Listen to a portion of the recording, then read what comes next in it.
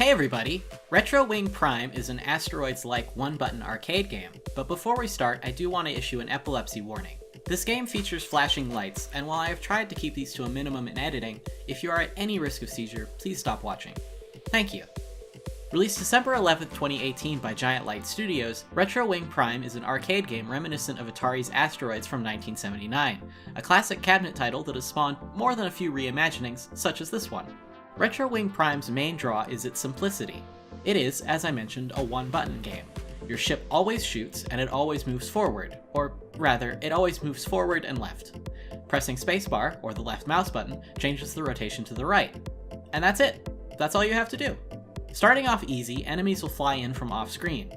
Contact with these enemies hurts, but you have one shield, a freebie as it were. Killing an enemy drops a gem, and at a certain number of collected gems, you unlock your choice of 3 random power-ups. As the game goes on, the number and variety of enemies increases, starting with these little hexagons, and including bombs, slightly larger hexagons which explode, screen-wide slow-charging lasers, orbiting enemy ships, and my personal favorite, oh lord, he's coming. You're also given a variety of weapons, in the form of bubbles which slowly cross the screen. A couple of these are pretty standard. There's one similar to the starting gun, simply with a longer range, and there's a shotgun with a high number of pellets, but a noticeable kickback. But then there are the bombs, the strobe light weapon, which I also happen to find the most fun, albeit a bit unwieldy to control, as well as the laser cutter, an interesting but somewhat impractical weapon given the awkwardness of trying to go straight, and lastly, a weapon that should be familiar to anyone who grew up with siblings. I'm not touching you. I'm not touching you. I'm not touching you. On top of this supply of weapons, there are also 5 different ships available, each unlocked at different thresholds of total points acquired during play.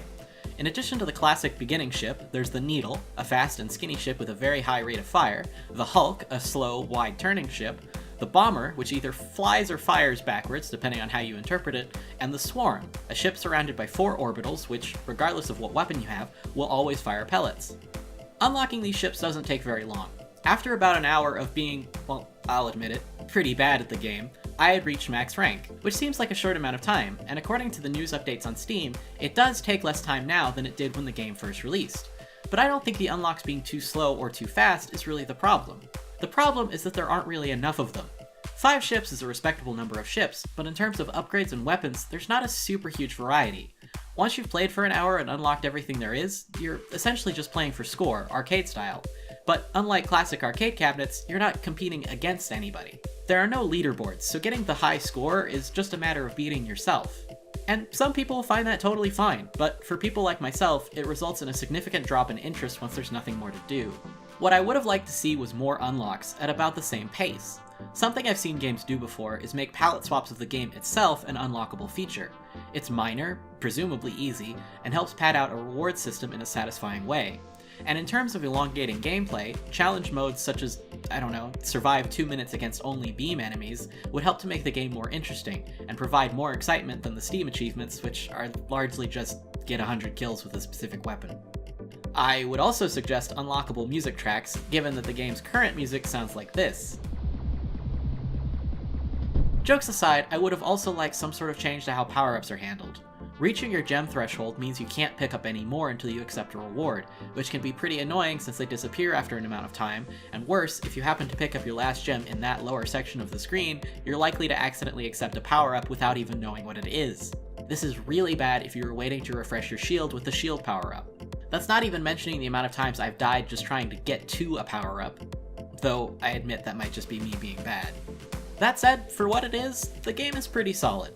The enemies move well, the sounds are satisfying, the power-ups make a noticeable and cumulative change to how the game proceeds, and messing around with the different ships and tracking the separate scores of all of them is really fun.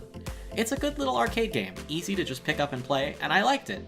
I really just wanted more of it to play.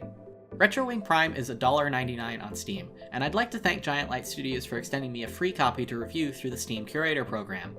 And thanks to everyone else for watching. You can check out my other reviews here, as well as my Nostalgia Trip show. Also, one of the power-ups is an orbital, which I presume is supposed to fire in front of you while orbiting, but I first picked it up with the bomber ship, so I have no idea what this little guy's doing. Whee! Happy gaming, you funky little ship.